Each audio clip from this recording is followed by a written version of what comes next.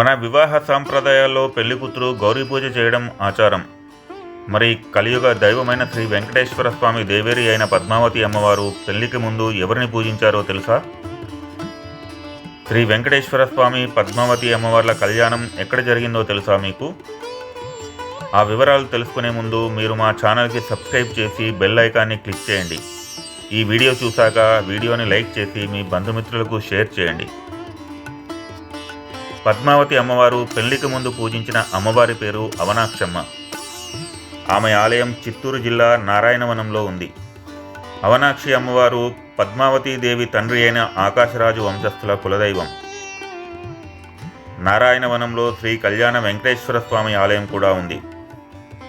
తిరుపతికి 40 కిలోమీటర్ల దూరంలో, పుత్తూరుకి 5 కిలోమీటర్ల దూరంలో శ్రీ కళ్యాణ వెంకటేశ్వర స్వామి ఆలయం ఉంది.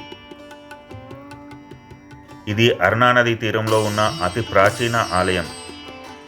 ఈ ఆలయం క్రీస్తు శకం 1544లో అచ్యుత దేవరాయల అంతరంగికుడైన పెనుగొండ వీరప్పన గారిచే నిర్మింపబడినదని చరిత్ర చెబుతున్నది.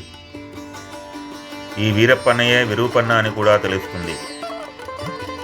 కానీ స్థల పురాణం మాత్రం నారాయణవనం అధిపతి అయిన ఆకాశరాజు గారు కట్టించారని చెబుతుంది.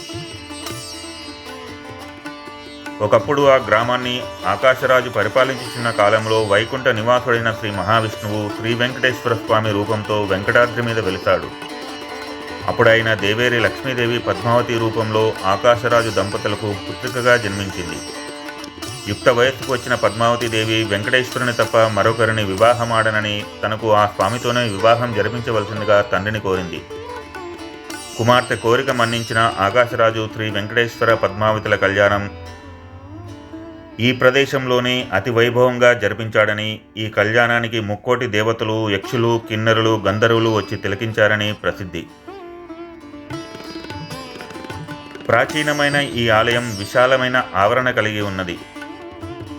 ఈ ఆవరణ చుట్టూ ఉన్నతమైన ప్రాకారం కలదు. ఈ ప్రాకారం తూర్పు దిశలో 96 అడుగుల ఎత్తుగల 7 అంతస్తులు కలిగిన గోపురంతో శిల్పకళా సౌందర్యంతో విరాజిల్లుతుంది.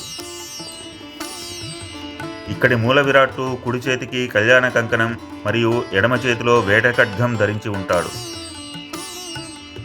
ప్రాంగణం లోపల పద్మంలో కూర్చొని ఉన్న పద్మావతి అమ్మవారి ఆలయం ఉంది.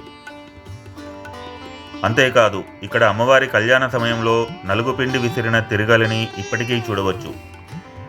ఈ ఆలయానికి సమీపంలోనే అవనాక్షి అమ్మవారి గుడి, శ్రీ అగస్త్యేశ్వర స్వామి ఆలయం కూడా ఉంది.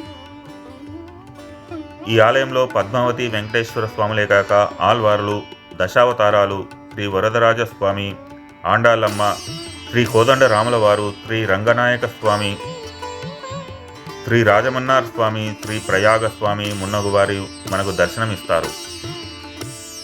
ఈ ఆలయానికి కొంత దూరంలో ఉన్న పుష్కరిణిలో కార్తీక శుద్ధ దశమి నుండి 5 రోజులు స్వామివారి తెప్పోత్సవం, జ్యేష్ఠ శుద్ధ దశమి నుండి 10 రోజులు బ్రహ్మోత్సవాలు అత్యంత వైభవంగా జరుపుకుంటారు.